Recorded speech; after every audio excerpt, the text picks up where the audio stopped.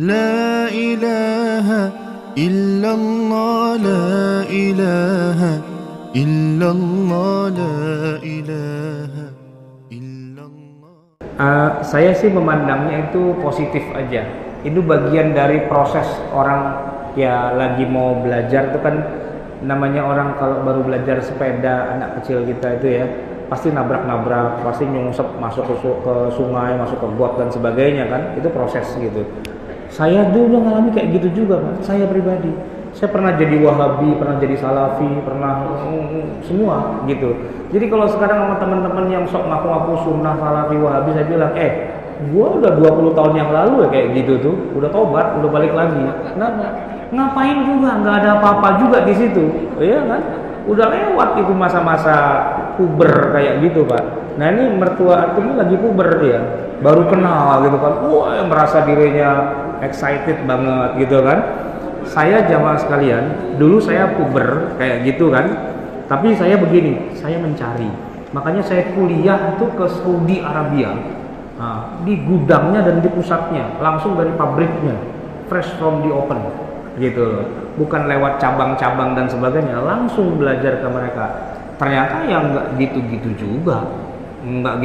juga, justru saya malah mendapatkan nilai plus itu ketika saya belajar tentang mazhab Syafi'i yang dulu saya celak-celak. Saya bilang kan, hampir 20 tahun saya itu tidak kunut subuh. Karena semua orang yang ngajarin saya, yang ngaku jadi ustadz itu, mereka mengatakan itu do'if gitu. Tapi begitu saya belajar yang benar, ternyata yang bilang do'if itu rupanya mereka juga nggak belajar juga, cuman copy paste juga gitu loh. Nah saya belajar ilmu hadis beneran nih sama orang yang paling ahli gitu kan. Ternyata mereka bilang itu sahih. Lah katanya mereka do'if. Jangan dengerin mereka itu nggak ngerti urusan. Nah kan belajar nambah. Tapi emang susah Pak. Kalau belajarnya cuma pakai TV itu susah gitu loh. Nanti gelarnya apa? Sarjana televisi, ST ya kan. Orang kan gelar LC, MA, ini ST. Apa? Sarjana teknik, bukan sarjana televisi. Nonton TV kebanyakan gitu kan. TV-nya TV yang memang arahnya sudah tidak seimbang. Maka kalau maupun pakai TV seimbang lah, ya kan? Sampaikan amanah ilmiahnya. Suka tidak suka, tapi itulah realitanya. Sampaikan dan nggak usah pakai bilang begini. Tapi ingat ya, jangan ikut yang lain, ikut saya aja. Nah, itu kan sama aja penyelenggara travel umroh gitu kan. Iya nggak? Nah, kalau saya sih nyampaikan aja, nggak punya beban apa-apa. Memang begitulah para ulama, mereka berbeda, ya kan? Saya tidak menggiring bapak ibu sekalian ikut maunya saya, enggak. Kecuali ada yang bilang begini, Ustadz, alhamdulillah sudah jelas semua, tapi saya mau tanya, jadi yang benar yang mana? Ya semuanya benar, enggak, Ustadz pakai yang mana? Emang kenapa? Mau ikut Ustadz? Nah itu lain cerita, ya kan? Lain cerita, gitu aja kan? Emangnya saya jadi rugi kalau saya ngomong mazhab Syafi'i kunut subuh, terus bapak-bapak tetap nggak ada yang mau kunut subuh? Emang saya rugi? Enggak.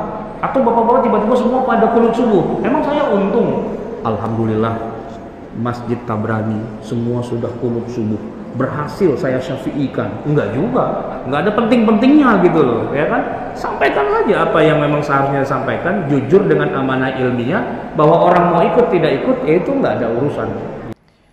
Ya caranya, berdasarkan pengalaman kami Bapak Ibu, kami dulu keras, dan kami termasuk dulu yang mendoktrin untuk keras.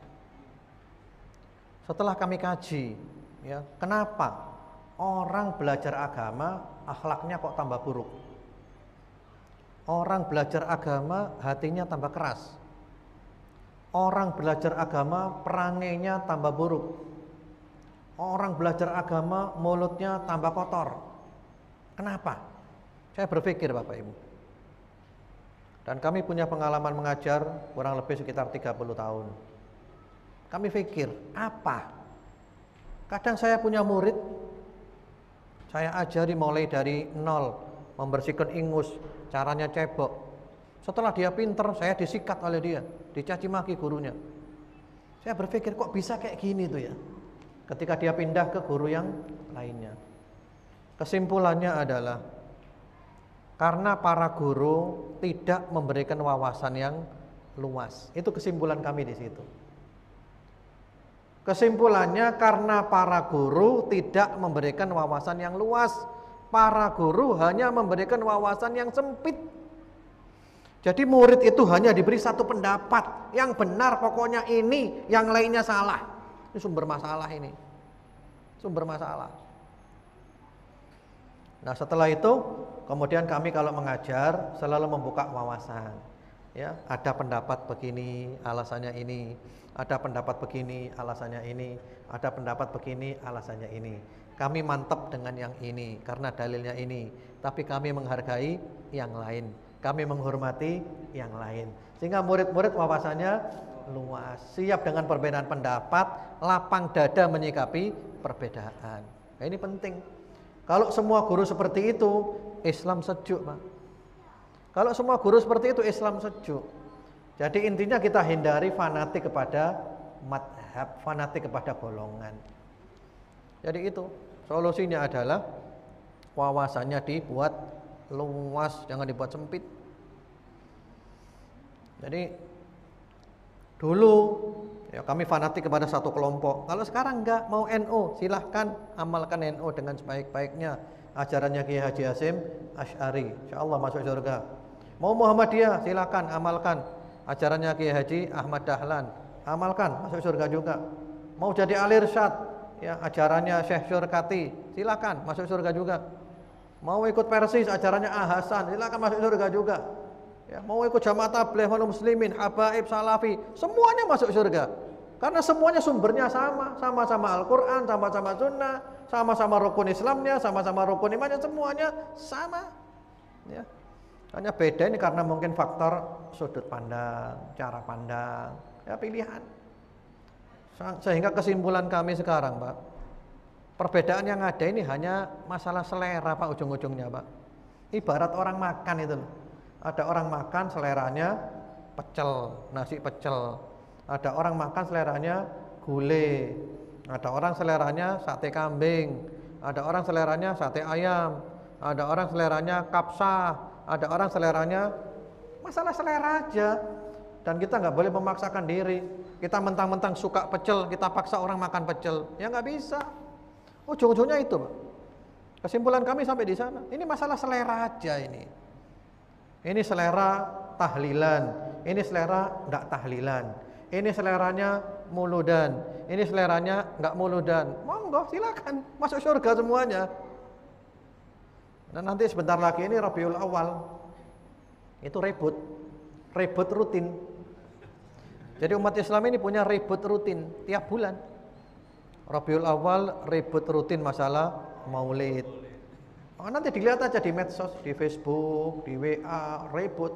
Yang pro Maulid, membela Maulid mati-matian dan menghujat yang kontra Maulid. Yang kontra Maulid ya, menghujat yang pro Maulid habis-habisan, perang. Tiap tahun rutin. Selesai tahun depan lagi itu. Oh, ini kita disetir oleh Zionis Yahudi.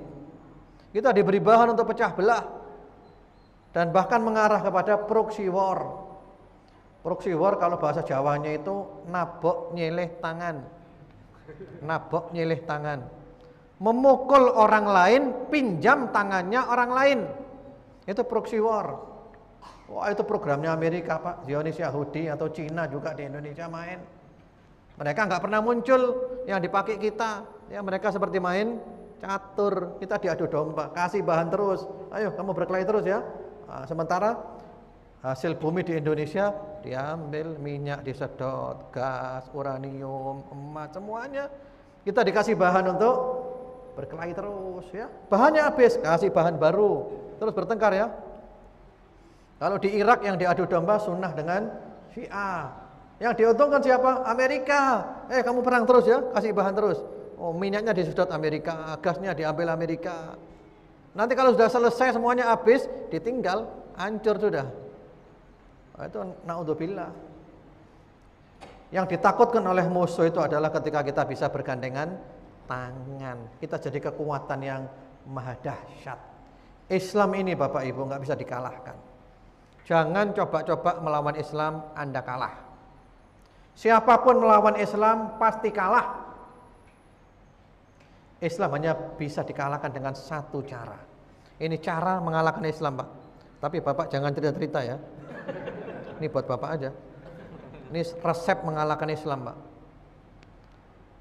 Jangan cerita ke siapa-siapa. Ini rahasia. Cara mengalahkan Islam cuma satu.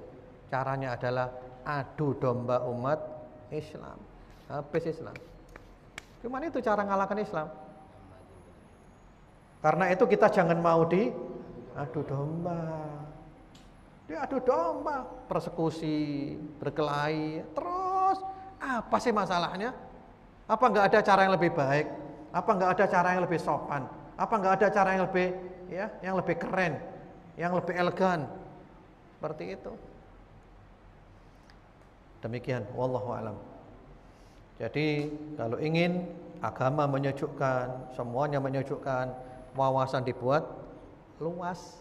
Ya, caranya bagaimana? Ya belajar. Cari ulama yang memperluas wawasan. Kalau mau ngaji, cari guru yang membuka wawasan. Hati-hati mengaji kepada guru yang mempersempit wawasan. Usahakan ketika kita keluar dari pengajian itu dada lapang. Semakin cinta kepada kaum muslimin. Jangan sampai selesai pengajian yang timbul adalah kebencian. Semakin benci kepada kaum muslimin, itu ngaji yang salah. Sehingga 2019 ganti pengajian. Ganti pengajian, lebih cepat lebih baik. Lah ini ngaji kok tambah jelek gitu. Ngaji tambah buruk, ngaji tambah rusak hatinya, ngaji tambah kotor pikirannya. Berarti ngajinya keliru itu. Harus ganti ngaji. Idealnya ngaji itu hati tambah bersih, tambah bersinar hatinya. Wah, Masya Allah, itu ngaji yang bagus. Berarti 2009 tetap pengajian. Nah, itu. Demikian, wallahu